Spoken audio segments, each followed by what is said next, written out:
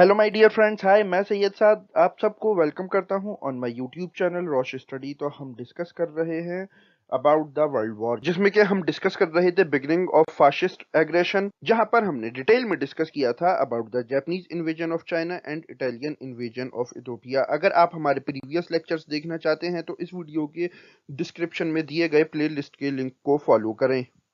Now beginning of fascist aggression के इस lecture में हम डिस्कस करने वाले हैं about the Spanish civil war and Munich pact.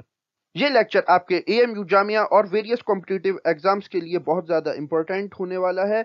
तो इस लेक्चर में आप हमारे साथ बने रहें और इसी तरह के इंफॉर्मेटिव कंटेंट के लिए सब्सक्राइब करें टू अवर यूट्यूब चैनल। अगर ये लेक्चर आपको अच्छा लगे तो इस वीडियो को लाइक करें, शेयर करें, कमेंट करें। बट हमेशा की तरह लेक्चर स्टार्ट करने से पहले आप लोगों के लिए एक क्वेश्चन और आपका सवाल है कि ये slogan one people one nation one empire ये किसने दिया था। इसके लिए आपके ऑप्शंस हैं A Adolf Hitler, B Benito Mussolini, C Paul Joseph Goebbels या फिर डी स्कार्ट। कमेंट सेक्शन आपका है, इसका राइट आंसर वहां पर लिखो। हमेशा की तरह इसका सही आंसर मैं आपको बताऊंगा इस लेक्चर के लास्ट में।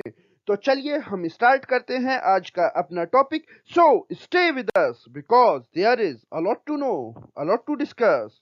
सो लेट्स स्टार्ट। 1936 में हम क्या देखते हैं कि स्पेन में, ये है यूरोप का मैप और यहाँ पर आप देख सकते हैं कि ये जो फ्रांस है, फ्रांस के साउथ में पड़ता है स्पेन, और ये जो कंट्री है पोर्टुगल, पोर्टुगल के ईस्ट में।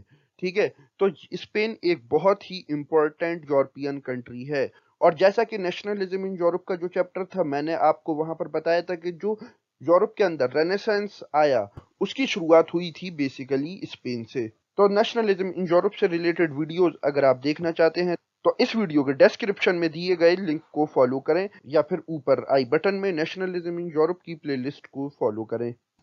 सो 1936 में हम ये देखते हैं कि आर्मी का एक सेक्शन, यहाँ पर जनरल फ्रैंको की लीडरशिप में जो स्पेनिश आर्मी थी उसका एक सेक्शन जनरल फ्रैंको की लीडरशिप में रिवोल्ट कर देता है against the popular front government. तो पॉपुलर फ्रंट यहाँ पर आप नाम सुनेंगे, इसके मीनिंग कि ये गवर्नमेंट बिलोंग करती थी टू द कम्युनिस्ट। सो इस कम्युनिस्ट गवर्नमेंट के अगेंस्ट जब रिवोल्ट हुआ तो यहाँ पर हम ये देखते हैं कि जर्मनी और इटली ने इस रिवोल्ट को पूरी तरीके से बैक किया, पूरी तरीके से सपोर्ट किया, और इन्होंने सपोर्ट के लिए फोर्सेस भी भेजी, टैंक्स, वॉरशिप्स, यहाँ पर हर मुमकिन तौर पर पूरी तरीके से इस रिवोल्ट को सपोर्ट किया। तो जब ये सब चल रहा था तो स्पेन ने यहाँ पर अपील की, रिपब्लिक ऑफ स्पेन यहाँ पर अपील करता है मदद के लिए। बट वही पॉलिसी ऑफ अपीजमेंट के फाशिस्ट पावर्स को खुश करना है, सोवियत यूनियन को ख़त्म करने के लिए। तो यहाँ पर हम ये देखते हैं कि यहाँ पर सिवाय सोवियत यूनियन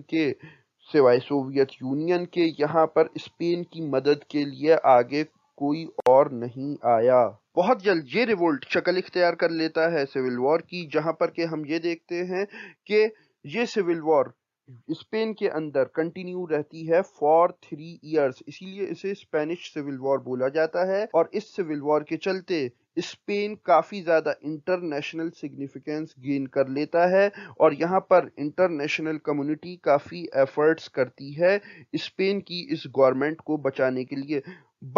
बट तमाम तर इन सब एफर्ट्स के बावजूद हम ये देखते हैं कि इटली और जर्मनी यहाँ पर कामयाब हो जाते हैं रिपब्लिक ऑफ स्पेन को डिस्ट्रॉय करने में, यानी कि वहाँ पर जो पॉपुलर फ्रंट गवर्नमेंट थी उसको डिस्ट्रॉय करने में जर्मनी और इटली यानी कि फाशिस्ट पावर्स पूरी तरीके से कामयाब हो जाते हैं। और ये सब नतीजा बेसिकली किसका था? ये सब नतीजा था अपीजमेंट पॉलिसी का। और इस पॉलिसी को ब्रिटेन, फ्रांस, यूएस सब यहाँ पर फॉलो कर रहे थे और यहाँ पर उन्होंने मना कर दिया इंटरवेन करने के लिए, स्पेनिश सिविल वॉर को रोकने के लिए।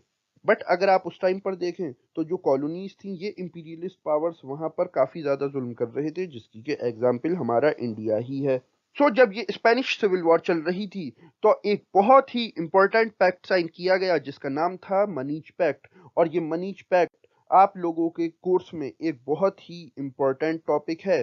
So let's discuss now. सबसे पहले मैं ये बता दूं कि जो मनीच है ये बेसिकली एक शहर का नाम है जो कि सिचुएटेड है इन जर्मनी, और ये आपके स्क्रीन पर प्रेजेंट है मनीच के कुछ बहुत ही खूबसूरत फोटो।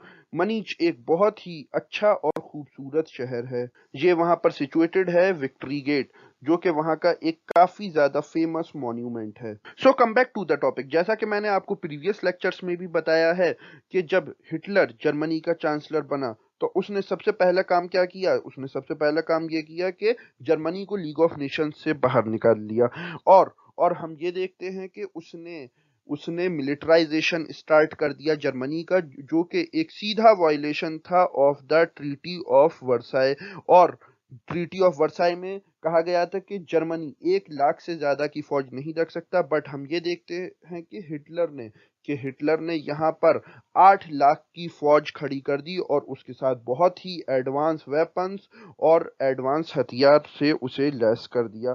फिर यहाँ पर जर्मनी ने बिल्ड की एक बहुत ही स्ट्रॉन्ग नेवी। और 1936 में हम ये देखते हैं कि जो हिटलर था उसने अपनी आर्मीज को एंटर करा दिया इनटू द राइनलैंड। और 1938 आते आते जब स्पेनिश सिविल वॉर चल रही थी तो उसने ऑस्ट्रिया को भी ऑक्युपाई कर लिया। और जैसा कि मैंने आपको प्रीवियस चैप्टर के लेक्चर्स में बताया था कि जो ऑस्ट्रिया को ऑक्युपाई करना था ये सीधा वायलेशन था ट्रीटी ऑफ वर्साई का, बिकॉज ट्रीटी ऑफ वर्साई में जर्मनी ने फर्स्ट वर्ल्ड वॉर में हारने के बाद इस बात पे एग्री किया था कि वो ऑस्ट्रिया को इन्वेड नहीं करेगा, उसे ऑक्युपाई नहीं करेगा। तो यहाँ पर तो यहाँ पर जर्मनी का मिलिटराइजेशन और ऑस्ट्रिया पर कब्जा कर लेना ये एक बहुत ही बड़ा वायलेशन था ट्रीटी ऑफ वर्साई का।